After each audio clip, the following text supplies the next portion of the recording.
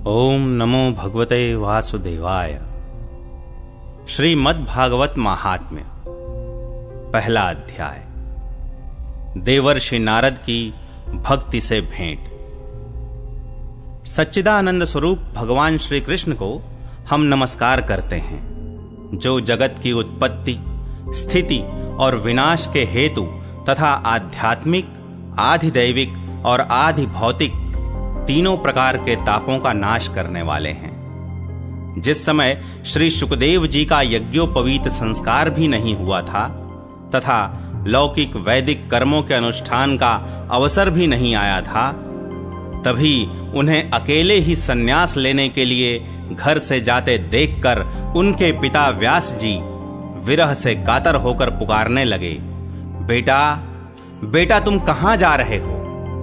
उस समय वृक्षों ने तन्मय होने के कारण श्री शुकदेव जी की ओर से उत्तर दिया था, ऐसे सर्वभूत हृदय स्वरूप श्री शुकदेव मुनि को मैं नमस्कार करता हूं। एक बार भगवत कथामृत का रसास्वादन करने में कुशल मुनिवर शौनक जी ने नैमिषारण्य क्षेत्र में विराजमान महामति सूत जी को नमस्कार करके उनसे पूछा।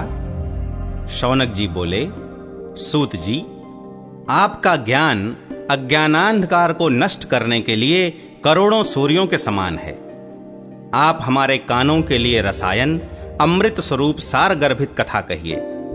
भक्ति, ज्ञान और वैराग्य से प्राप्त होने वाले महान विवेक की वृद्धि किस प्रकार होती है तथा वैष्णव लोग किस तरह इस माया मोह से अपना पीछा छुड़ाते हैं। इस घोर कलिकाल में जीव प्रायः आसुरी स्वभाव के हो गए हैं। विविध क्लेशों से आक्रांत इन जीवों को शुद्ध दैवी शक्ति संपन्न बनाने का सर्वश्रेष्ठ उपाय क्या है? सूत जी, आप हमें कोई ऐसा शाश्वत साधन बताइए जो सबसे अधिक कल्याणकारी तथा पवित्र करने वालों में भी पवित्र हो तथा जो भगवान श्री कृष्ण की प्राप्ति करा दे। चिंतामणि केवल लौकिक सुख दे सकती है और कल्प वृक्ष अधिक से अधिक स्वर्गीय संपत्ति दे सकता है, परंतु गुरुदेव प्रसन्न होकर भगवान का योगी दुर्लभ नित्य वैकुंठ धाम दे देते हैं। सूत जी ने कहा, शौनक जी, तुम्हारे हृदय में भगवान का प्रेम है, इसलिए मैं विचार कर तुम्हें संपूर्ण सिद्धांतों का निष्कर्ष सुनाता हूं, जो जन्म मृत्यु के भय का नाश कर देता है, जो भक्ति के प्रवाह को बढ़ाता है और भगवान श्री कृष्ण की प्रसन्नता का प्रधान कारण है। मैं तुम्हें वह साधन बतलाता हूं, उसे सावधान होकर सुनो। श्री शुकदेव जी ने कलयुग में जीवों के काल रूपी सर्प के मुख का ग्रास होने के त्रास का आत्यंतिक नाश करने के लिए श्रीमद्भागवत शास्त्र का प्रवचन किया है। मन की शुद्धि के लिए इससे बढ़कर कोई साधन नहीं है। जब मनुष्य के जन्म जन्मांतर का पुण्य उदय होता है, तभी उसे इस भागवत शास्त्र की प्राप्ति होती है। जब शुकदेव जी राजा परीक्षित को यह कथा सुनाने के लिए सभा में विराजमान हुए, तब देवता लोग उनके पास अमृत का कलश लेकर आए। देवता अपना काम बनाने में बड़े कुशल होते हैं, अतः यहां भी सबने शुकदेव मुनि को नमस्कार करके कहा, आप यह अमृत लेकर बदले में हमें कथामृत का दान दीजिए। इस प्रकार परस्पर विनिमय हो जाने पर राजा परीक्षित अमृत का पान करें और हम सब श्रीमद्भागवत रूप अमृत का पान करेंगे। इस संसार में कहां कांच और कहां महामूल्य मणि तथा कहां सुधा और कहां कथा। श्री शुकदेव जी ने उस समय देवताओं की हंसी उड़ा दी। उन्हें भक्ति शून्य कथा का अनधिकारी जानकर कथामृत का दान नहीं किया। इस प्रकार यह श्रीमद्भागवत की कथा देवताओं को भी दुर्लभ है। पूर्व काल में श्रीमद्भागवत के श्रवण से ही राजा परीक्षित की मुक्ति देखकर ब्रह्मा जी को भी बड़ा आश्चर्य हुआ था। उन्होंने सत्यलोक में तराजू बांधकर सब साधनों को तौला। अन्य सभी साधन तौल में हल्के पड़ गए। अपने महत्व के कारण भागवत ही सबसे भारी रहा। यह देखकर सभी ऋषियों को बड़ा विस्मय हुआ। उन्होंने कलयुग में इस भगवत रूप भागवत शास्त्र को ही पढ़ने सुनने से तत्काल मोक्ष देने वाला निश्चय किया। सप्ताह विधि से श्रवण करने पर यह निश्चय ही भक्ति प्रदान करता है। पूर्व काल में इसे दया परायण सनकादि ने देवर्षि नारद को सुनाया था। यद्यपि देवर्षि ने पहले ब्रह्मा जी के मुख से इसे श्रवण कर लिया था, तथापि सप्ताह श्रवण की विधि तो उन्हें सनकादि ने ही बताई थी। शौनक जी ने पूछा, सांसारिक प्रपंच से मुक्त एवं विचरणशील नारद जी का सनकादि के साथ संयोग कहां हुआ और विधि विधान के श्रवण में उनकी प्रीति कैसे हुई? सूत जी ने कहा, अब मैं तुम्हें वह भक्ति पूर्ण कथानक सुनाता हूं जो श्री सुखदेव जी ने मुझे अपना अनन्य शिष्य जानकर एकांत में सुनाया था। एक दिन विशालापुरी में वे चारों निर्मल ऋषि सत्संग के लिए आए। वहां उन्होंने नारद जी को देखा। सनकादि ने पूछा, ब्रह्मन, आपका मुख उदास क्यों हो रहा है? आप चिंतातुर कैसे हैं? इतनी जल्दी जल्दी आप कहां जा रहे हैं और आपका आगमन कहां से हो रहा है? इस समय तो आप उस पुरुष के समान व्याकुल जान पड़ते हैं जिसका सारा धन लुट गया हो। आप जैसे आसक्ति रहित पुरुषों के लिए यह उचित नहीं है। इसका कारण बताइए। नारद जी ने कहा, मैं सर्वोत्तम लोक समझकर पृथ्वी में आया था। यहां पुष्कर, प्रयाग, काशी, गोदावरी, हरिद्वार, कुरुक्षेत्र, श्रीरंग और सेतुबंध आदि कई तीर्थों में मैं इधर उधर विचरता रहा, किंतु मुझे कहीं भी मन को संतोष देने वाली शांति नहीं मिली। इस समय अधर्म के सहायक कलयुग ने सारी पृथ्वी को पीड़ित कर रखा है। अब यहां सत्य, तप, शौच, दया, दान आदि कुछ भी नहीं है। बेचारे जीव केवल अपना पेट पालने में लगे हुए हैं। वे असत्यभाषी, आलसी, मंदबुद्धि, भाग्यहीन, उपद्रवग्रस्त हो गए हैं। जो साधु संत कहे जाते हैं वे पूरे पाखंडी हो गए हैं। देखने में तो वे विरक्त हैं, किंतु स्त्री धन आदि सभी का परिग्रह करते हैं। घरों में स्त्रियों का राज्य है। साले सलाहकार बने हुए हैं। लोभ से लोग कन्या विक्रय करते हैं और स्त्री पुरुषों में कलह मचा रहता है। महात्माओं के आश्रम, तीर्थ और नदियों पर यवनों का अधिकार हो गया है। उन दुष्टों ने बहुत से देवालय भी नष्ट कर दिए हैं। इस समय यहां न कोई योगी है, न सिद्ध है, न ज्ञानी है और न सत्कर्म करने वाला ही है।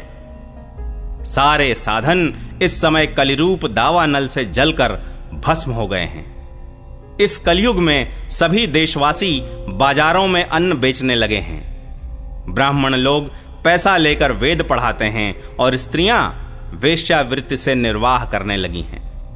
इस तरह कलयुग के दोष देखता और पृथ्वी पर विचरता हुआ मैं यमुना जी के तट पर पहुंचा, जहां भगवान श्री कृष्ण की अनेकों लीलाएं हो चुकी हैं। मुनिवरों, सुनिए, वहां मैंने एक बड़ा आश्चर्य देखा। वहां एक युवती स्त्री खिन्न मन से बैठी थी।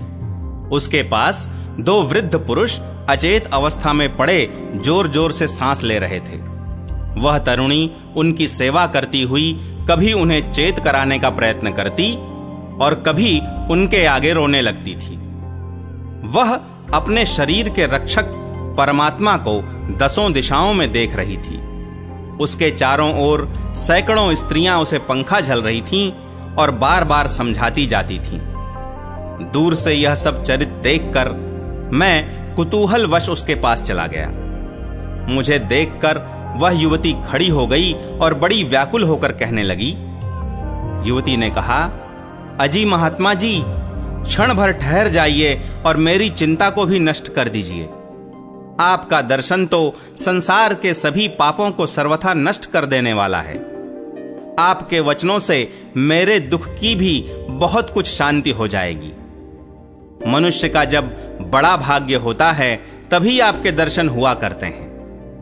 नारद जी कहते हैं, तब मैंने उस स्त्री से पूछा, देवी तुम कौन हो?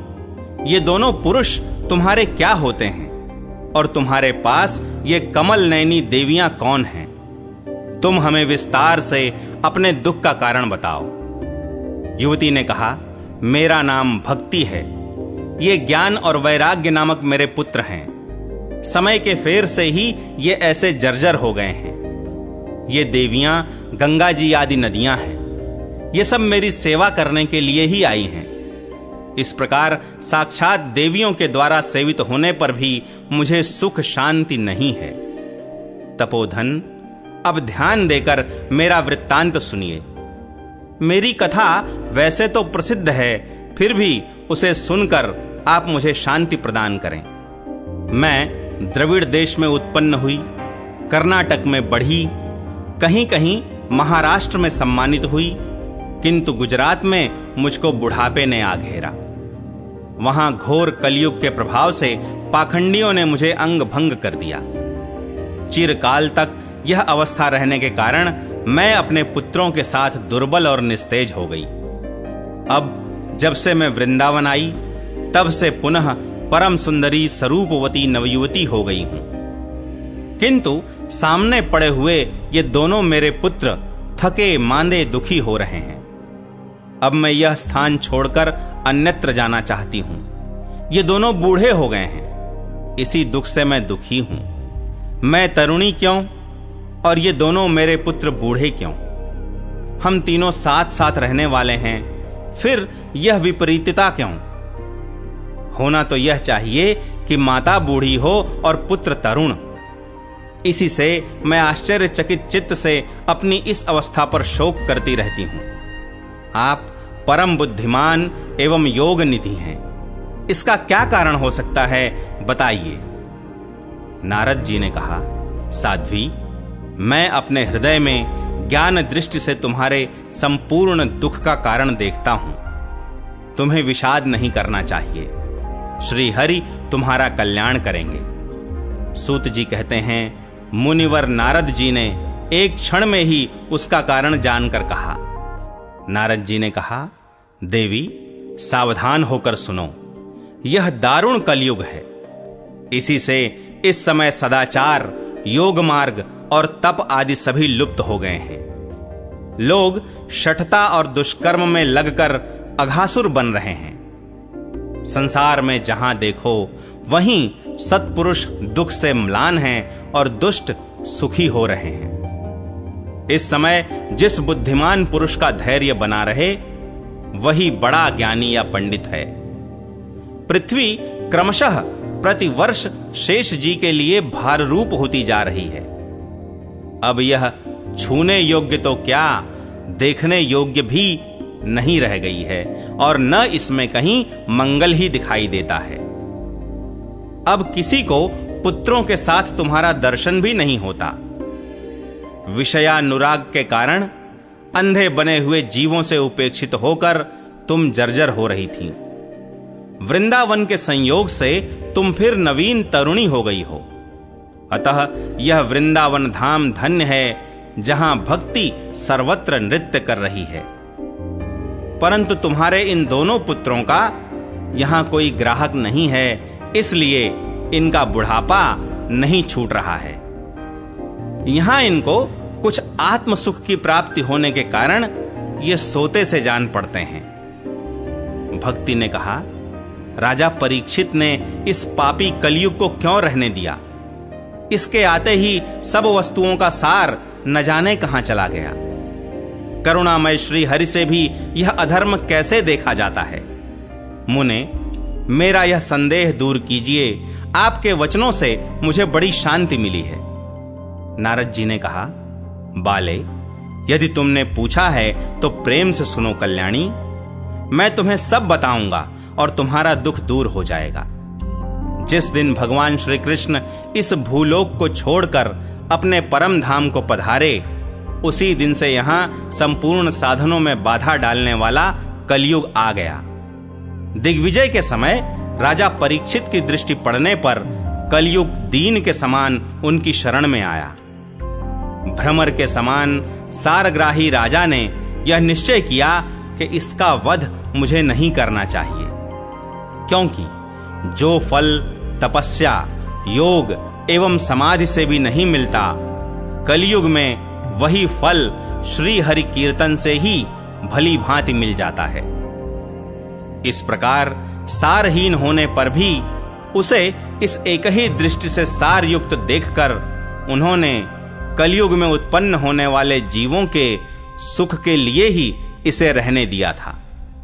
इस समय लोगों के कुकर्म में प्रवृत्त होने के कारण सभी वस्तुओं का सार निकल गया है और पृथ्वी के सारे पदार्थ बीजहीन भूसी के समान हो गए हैं।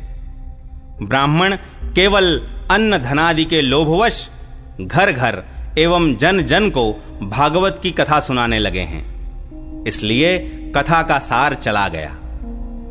तीर्थों में नाना प्रकार के अत्यंत घोर कर्म करने वाले नास्तिक और नारकी पुरुष भी रहने लगे हैं, इसलिए तीर्थों का भी प्रभाव जाता रहा। जिनका चित्त निरंतर काम, क्रोध, महान लोभ और तृष्णा से तपता रहता है, वे भी तपस्या का ढोंग करने लगे हैं, इसलिए तप का भी सार निकल गया।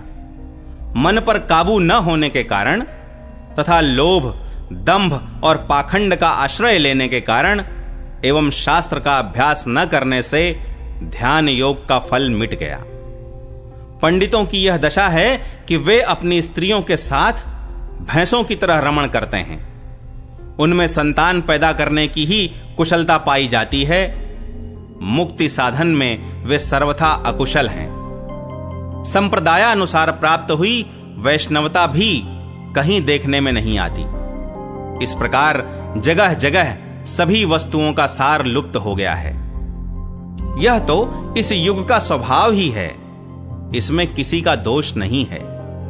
इसी से पुंडरीकाक्ष भगवान बहुत समीप रहते हुए भी यह सब सह रहे हैं। सूत जी कहते हैं, शौनक जी, इस प्रकार देवर्षि नारद के वचन सुनकर भक्ति को बड़ा आश्चर्य हुआ। फिर उसने जो कुछ कहा उसे सुनिए। भक्ति ने कहा, देवर्षे आप धन्य हैं, मेरा बड़ा सौभाग्य था जो आपका समागम हुआ। संसार में साधुओं का दर्शन ही समस्त सिद्धियों का परम कारण है। आपका केवल एक बार का उपदेश धारण करके कयाधु कुमार प्रहलाद ने माया पर विजय प्राप्त कर ली थी। ध्रुव ने भी आपकी कृपा से ही ध्रुव पद प्राप्त किया था। आप सर्व मंगलमय और साक्षात श्री ब्रह्मा जी के पुत्र हैं। मैं आपको नमस्कार करती हूं।